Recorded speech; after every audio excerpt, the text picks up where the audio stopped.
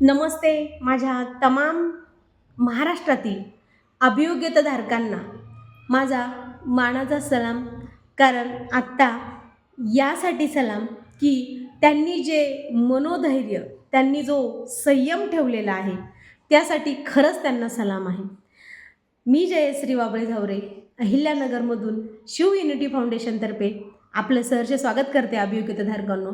आणि जसं की तमाम महाराष्ट्रातील अभियोग्यताधारकांनी एक बालुशा माने मॅडमच्या माध्यमातून शिव युनिटीचा जो प्लॅटफॉर्म उभारलेला आहे आणि जो शिक्षक भरतीचा लढा उभारलेला आहे त्याला खूप अभियोग्यताधारकांनी प्रेम दिलेलं आहे, सहकार्य केलेलं आहे आणि विश्वास ठेवलेला आहे. त्याबद्दल आम्ही कायमच आपले आभारी आहोत.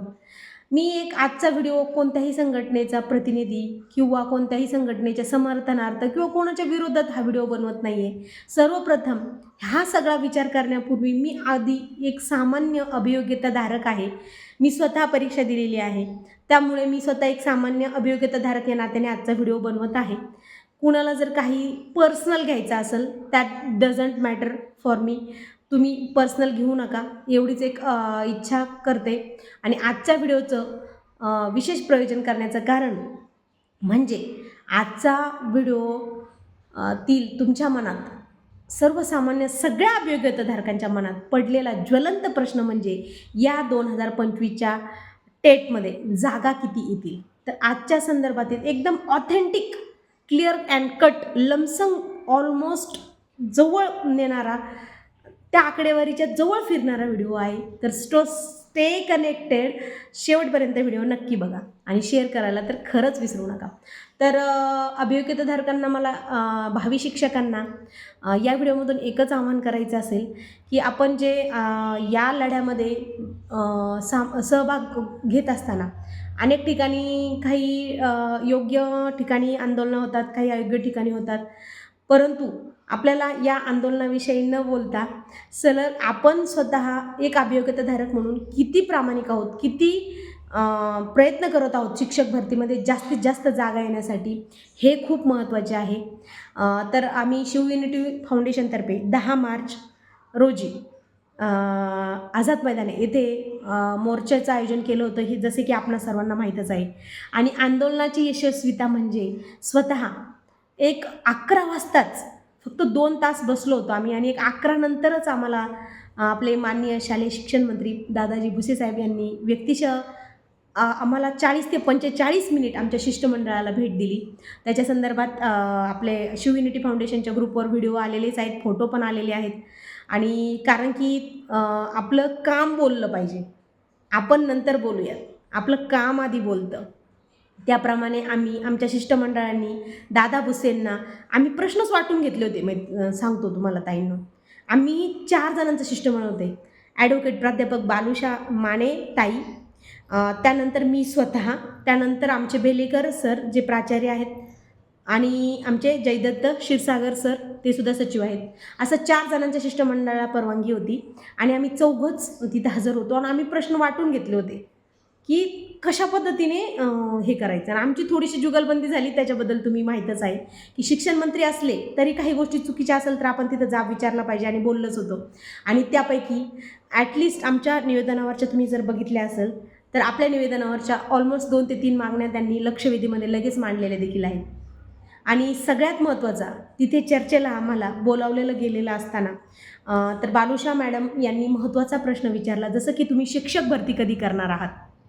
आता याबद्दल तुम्हाला माहिती आहे नाही आहे मला माहीत नाही, परंतु तिथे जो इतिवृत्तांत झाला मी तुम्हाला ॲज इट इज सांगण्याचा प्रयत्न करते. भुसे साहेबांसमोर जे काही गोष्टी झाल्या त्या मी तुम्हाला सांगते. मॅडमने पहिलाच प्रश्न विचारला, सर तुम्ही 2025मध्ये टेट परीक्षेचं आयोजन केलं होतं, आज 1 वर्ष होत आलं आहे परीक्षेला, अजून तुम्ही शिक्षक भरती केलेली नाही आहे. लाखो अभियोग्यताधारकांनी पोर्टलवर रजिस्ट्रेशन करून आपलं भविष्य तिथं नोंदवलेलं आहे, नुसतं शिक्षण नाही तर त्यांचं भविष्य नोंदवलेलं आहे, तुम्ही भरती कधी करणार आहे. तर मंत्री महोदय आणि त्यांचे जे हाताखालचे काय असतात असिस्टंट, ते मॅडमला नाव माहिती आहेत, ते 2-4 जण होते PA सहित, त्याच्यामध्ये शिक्षण उपसंचालक वगैरे होते मंत्रालयातले. तर त्यांनी उत्तर दिलेले होते आम्हाला की आम्ही साधारणतः या महिन्यामध्ये रोस्टर कंप्लीट करून समायोजनाची प्रक्रिया 31 मार्च अखेर पूर्ण करणार आहोत. या म्हणजे मार्च एंडपर्यंत समायोजन आणि रोस्टर तपासणी हे सगळं ह्या महिन्यामध्ये होणार आहे. आणि ऑलमोस्ट जर काही उरलं तर एप्रिलचा पहिला आठवडा, ठीक आहे. आणि 100% बदली प्रक्रिया, मग ती तालुका असेल, जिल्हास्तरीय असेल किंवा विभागीय असेल, ही बदली प्रक्रिया 100% एप्रिलपर्यंत होणार आहे. आणि मे बी 90% मे बी आपली भरतीची जाहिरात ही एप्रिल मंथ एंड किंवा मेच्या पहिल्या आठवड्यात आपल्याला जाहिराती येण्यास सुरुवात होणार आहे, असं स्वतः मंत्र्यांनी आम्हाला तिथे सांगितलेलं आहे या भेटीदरम्यान. हा झाला मॅडमचा प्रश्न, ठीक आहे. त्यानंतर सगळ्यात महत्त्वाच्या प्रश्नावर चर्चा झाली, ती म्हणजे 2022चे जे शिक्षण सेवक आहेत त्या शिक्षक सेवकांचा ते जर या परीक्षेमधून जर स्वजिल्ह्यामध्ये परतले तर स्वजिल्ह्यात परतल्यानंतर ती जागा त्यांची म्हणजे जी ते आत्ता सेवा देत आहेत ती जागा त्यांची रिक्त होणार आहे. तर ती जागा रिक्त झाल्यानंतर त्या जागेचं काय, म्हणजे तो अभियोग्यताधारक जर 2025मध्ये स्वजिल्ह्यात आला का जिल्ह्याच्या आसपास आला तर ती त्याची जी कार्यरत ठिकाणची जागा आहे तिचं काय, ती रिक्त जागा याच भरतीसाठी सोडण्यात येईल का, हा अतिशय महत्त्वाचा प्रश्न आमच्या क्षीरसागर सरांनी विचारला. आणि सरांनी त्याबाबत खरंच खूप आश्चर्याची गोष्ट म्हणजे त्यांनी याचा कधीच विचार केला नव्हता. तर भुसे साहेबांनी लगेच त्यांच्या जे सहाय्यक आहेत त्यांच्याकडे बघितलं आणि बोलले, यांना उत्तर द्या, काय तुम्ही याच्यावर उपाययोजना करणार. तर ते बोलले लगेच की हो आमचा प्रयत्न राहील की ती जागा. आम्ही बोललो प्रयत्न नाही, मी तर स्वतः, तुम्हाला माहिती आहे आता माझा स्वभाव, मी तर डायरेक्ट म्हणलं सरांना, सर त्या 2022च्या शिक्षण सेवक ऑलरेडी जॉबला आहेत, ऑलरेडी त्यांचं पोट भरलं आहे आणि तरी तुम्ही तिकडून इकडं संधी देत आहात आणि आमचा अभियोग्यताधारक मीठ मिरचीसाठी सुद्धा लाईनमध्ये उभा आहे. त्याला मीठ मिरची चटणी भाकर काय भेटेल ते भेटू द्या, पण त्यांना कोणत्याही जिल्ह्यात नोकरी करायची तयारी. तर त्यामुळे फक्त त्यांना जागेची संधी द्या. त्यामुळे या बोलण्यासाठी त्यांनी बोलणं ऐकून घेतलं आणि त्यांनी नक्की सांगितलं की आम्ही सेकंड फेजला ती रिक्त झालेली जागा 2025च्याच भरतीने, ही आपल्या आंदोलनाची यशस्वीता आहे अभियोग्यताधारकांनो, भावी शिक्षकांनो, की आपल्या सगळ्यांसाठी आनंदाची बातमी आहे. आज तुम्ही लिहून घ्या माझ्याकडून की 2022ची शिक्षण सेवकाची जी रिक्त जागा आहे ती आपल्या भरतीला सेकंड फेजला सुटणार म्हणजे सुटणार आणि पर्यायाने आपल्या जागा वाढणार, ठीक आहे. तर हा झाला क्षीरसागर सरांचा प्रश्न. आणि सगळ्यात महत्त्वाची गोष्ट म्हणजे आमचे जे प्राचार्य आहेत त्यांनी, बेलेकर सरांनी, स्थानिक स्वराज्य संस्था ज्या खाजगी संस्था आहेत, अनुदानित खाजगी संस्था आहेत, तुम्ही बघता की पूर्ण महाराष्ट्रामध्ये संस्था काम करतात, तर त्या संस्थेमधील बरेच ज्या हे आहेत, संस्थाचालक आहेत, मुख्याध्यापक आहेत, त्यांचे जे चेअरपर्सन आहे ते या भरतीसाठी जागा सोडण्यास टाळाटाळ करत आहे. तर आम्ही त्यांना मोठ्या हिमतीने हा प्रश्न विचारला की तुम्ही ह्या संस्थांवर जर त्या संस्थांनी जागा दिली नाही तर तुम्ही या संस्थांवर काही कडक कारवाई करणार का. आणि मी तर डायरेक्ट म्हटलं, सर असा तर जी आर आहे की तुम्ही जर ह्या संस्थांनी जागा दिल्या नाही तर ह्या संस्थांचे तुम्ही अनुदान रद्द करणार आहे, असा जी आर काढलेला आहे. सर म्हणे बरोबर.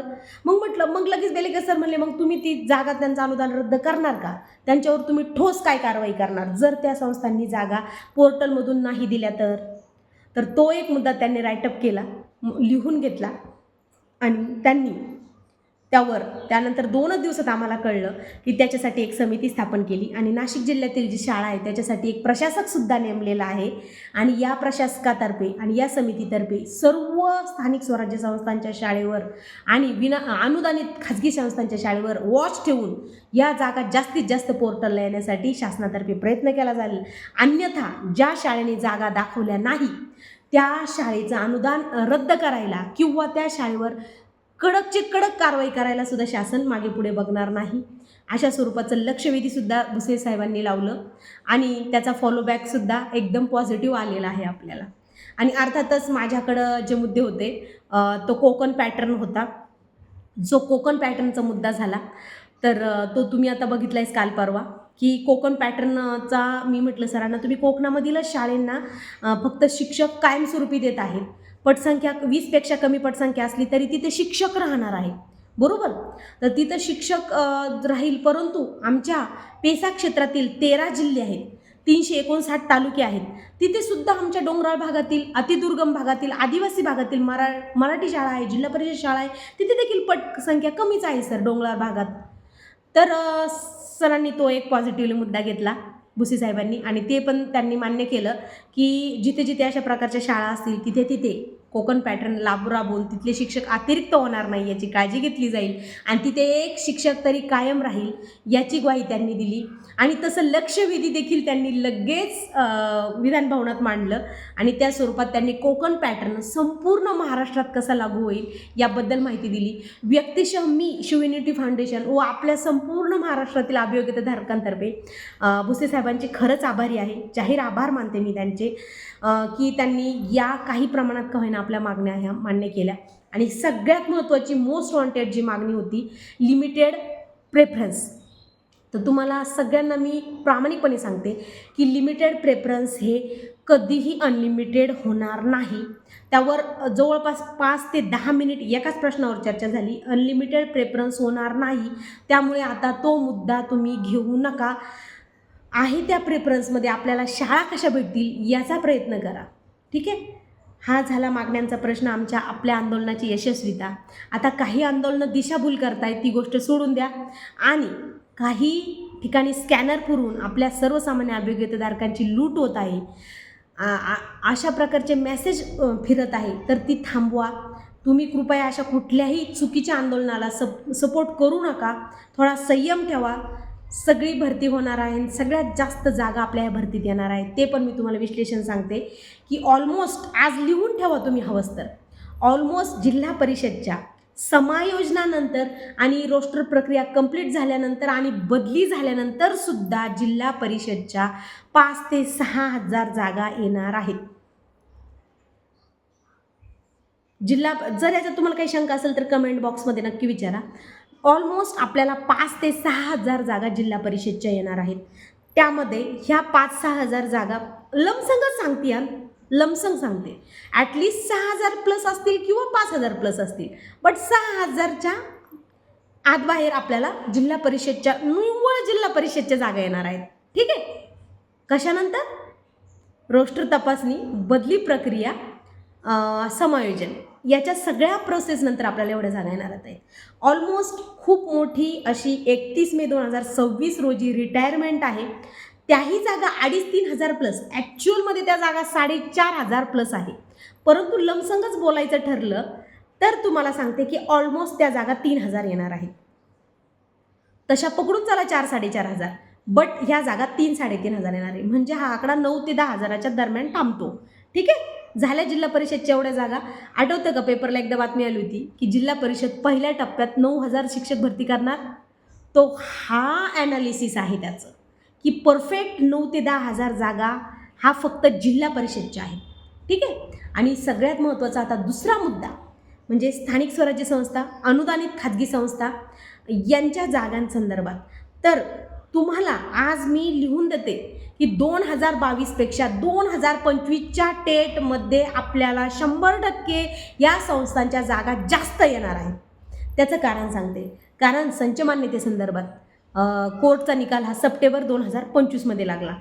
त्यामुळे बऱ्याच संस्थांची नावं ह्या केसेसमध्ये असल्यामुळे बऱ्याच संस्थांना काहीतरी होप होती, काहीतरी अपेक्षा होती की आपल्याला काहीतरी अधिकार राहील पोर्टलमधून शिक्षक भरती करण्याचा. परंतु या निकालाने या संस्थानिकांच्या, संस्थाचालकांच्या विरोधात जो शासनाने निकाल दिला आहे, कोर्टाने निकाल दिला आहे की एकही जागा संस्थाचालक त्याच्या पद्धतीने भरू शकत नाही.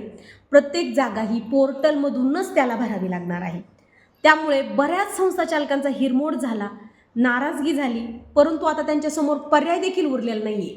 त्यांच्यासमोर आता एकच पर्याय म्हणजे पोर्टलला जागा देणे. त्यामुळे सगळीकडून अशी त्यांची म्हणजे किती पण त्यांनी जागा लपू देत, पण 80% प्लस जागा त्यांना देणंच आहे. म्हणून त्या जागा, भरपूर संस्था आहेत, जास्त जागा आहेत, पण ऑलमोस्ट 5-7 हजार जागा. ॲक्च्युली असा आकडा आहे ऐकण्यात की तो जागा जिल्हा परिषदेच्या दुप्पट आहे. परंतु 5-7 हजार जागा जरी तुम्ही त्यांच्या धरल्या तरी 15,000 प्लस हा आकडा होतो. ऑलमोस्ट सांगते मी तुम्हाला, एक लॉजिक सांगते, एक ॲनालिसिस सांगते. आता ते ऑथेंटिक किती आहे हा येणारा काळ ठरवेल.